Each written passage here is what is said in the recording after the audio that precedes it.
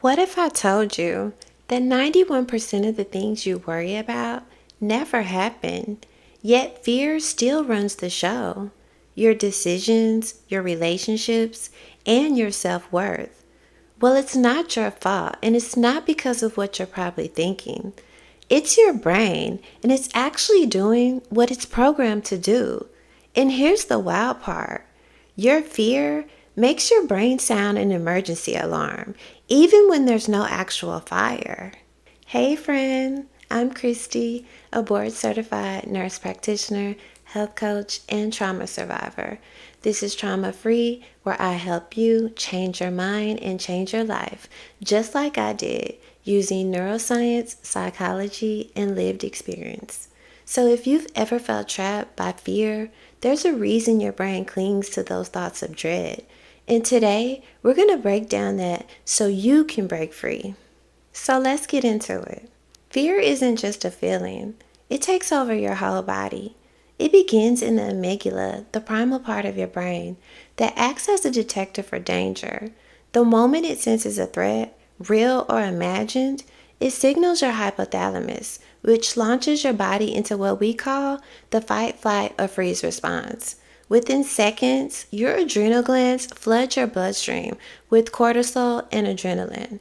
Your heart rate spikes, your muscles contract, your pupils dilate, and your blood flow, it reroutes to your limbs, preparing you to either run, fight, or shut down. This sequence is not random. It's evolution's survival blueprint that once helped our ancestors escape from predators, and now it helps you to be alert from actual physical threats. But here's why it can be a problem. Your brain doesn't differentiate between a real perceived danger, or a passive-aggressive text, or the vulnerability of asking for help. Your brain treats them all like life or death situations. The amygdala responds faster than conscious thought, about 80 milliseconds, faster than your rational brain can even kick in, which means fear can take over your nervous system before you even have a chance to logically assess whether you're actually in danger. And when fear becomes chronic, when your body lives in a near constant state of hypervigilance or hyperawareness, it doesn't just affect your mental state. It reshapes your biology because it's been shown that unchecked fear shrinks your hippocampus, the part of the brain responsible for memory and learning, and it weakens your prefrontal cortex, which is your logic and decision-making center. It also suppresses your immune system, making you more vulnerable to illness, inflammation, and burnout. And the truth is, fear is not something we should always avoid, because fear is just information. It sends a signal to your brain to protect you. So the real problem isn't fear itself. It's what happens when fear goes unquestioned and unchallenged. Now, we'll break down how your past, especially trauma, can train your brain to overreact to safe situations, and how to begin rewiring that response for peace, power, and clarity. F.E.A.R. False evidence appearing real. It sounds like a catchy acronym, but believe it or not, it's actually backed by science, with a 2019 study that tracked people's daily worries and found that over 91% of the things they feared never came true. So think about that. 9 out of the 10 times your fear isn't real. And this happens because your brain is not designed to make you happy. It's designed to keep you alive. And to do that, it relies on prediction and pattern recognition, especially around risk. Due to the brain's negativity bias, an evolutionary trait that makes you far more sensitive to what could go wrong than what could go right. In fact, research shows that your brain reacts more intensely to negative stimuli than to positive ones of equal intensity. Why? Because overlooking a potential threat even once could be fatal. But here's the issue. Your threat detection system, it's outdated for modern life because what once helped to survive now activates over relationship tension or the possibility of rejection. So this is why fear often masquerades as logic, because your brain spins a narrative to match your emotional state, searching for evidence to validate your discomfort. So you don't apply to that job because you think you're not qualified. You don't speak up because it's not the right time. Or you don't set that boundary because you don't want to hurt anyone. But underneath it all, what you're calling fear is often just discomfort in disguise. Not danger, just unfamiliarity. And not intuition, just conditioning.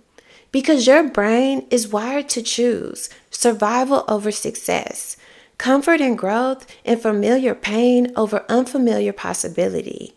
And for many of us, especially those with trauma, discomfort itself feels dangerous. I used to fear speaking my truth because my nervous system had been trained to expect rejection and judgment.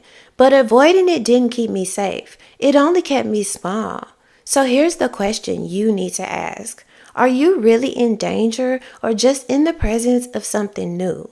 Now, I'll tell you exactly how to decode your fear response and retrain your brain using a powerful step-by-step framework rooted in cognitive neuroscience. So let's break it down. You've probably heard, feel the fear and do it anyway. But what if you could do more than just push through fear? What if you could retrain your brain to respond differently? Let's break the fear cycle with a 4-part framework backed by behavioral psychology and neuroscience, something I call the F.E.A.R method. F is for focus. The first step to dismantling fear is interrupting the panic loop because fear is future-based. It's the brain projecting worst-case scenarios, usually rooted in past trauma and the unknown. So bringing your attention to the present moment can significantly reduce anxiety and rewire the brain's detection of danger. So try this when fear hits. Do a body scan. Notice where the fear is present in your body. Engage your senses by naming 5 things you see, 4 things you can touch, 3 things you can hear, 2 things you can smell, and 1 you can taste. Then use your breath and inhale for 4 seconds. Hold for 4, then exhale for 6. These techniques activate the parasympathetic nervous system, your body's natural calming response, and shift your brain out of survival mode. E is for expose. Here's something most people don't realize. We don't fear the thing itself. We fear the feeling we associate with it. You fear the judgment, the rejection, and the shame. And neuroscience confirms this because avoidance may bring short-term relief, but it actually strengthens fear over time by reinforcing the brain's threat association. So the solution is gradual exposure or exposure hierarchies. They involve starting small, comforting the fear and in manageable doses, and building emotional tolerance, not avoiding it. Because each time you face fear and survive, your brain learns this is not a threat and I am safe. And you end up rewiring your brain's fear response as a result. A is for approach. Avoidance feels safe, but it comes at a cost, which is your growth. You trade long-term fulfillment for monetary comfort. So to approach fear, you have to meet it with strategy. Think of it like weight training. You don't start with 200 pounds. You build your strength rep by rep. This is called inhibitory learning. Each time you engage with fear and the feared outcome doesn't happen or happens but is survivable, your brain creates a new, safer association. The goal is not to be bound by fear. So when you feel it, you move anyway. R is for rehearse.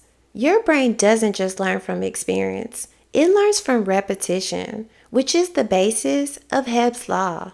Neurons that fire together wire together. So every time you rehearse facing fear, whether through mental visualization or real-life action, you're building new neural pathways that make confidence more automatic. Athletes, actors, and even trauma survivors use mental rehearsal to prepare the nervous system for high-stake moments. And you can do this too with this daily practice. Visualize yourself doing the thing you fear, speaking, setting a boundary, asking for what you need.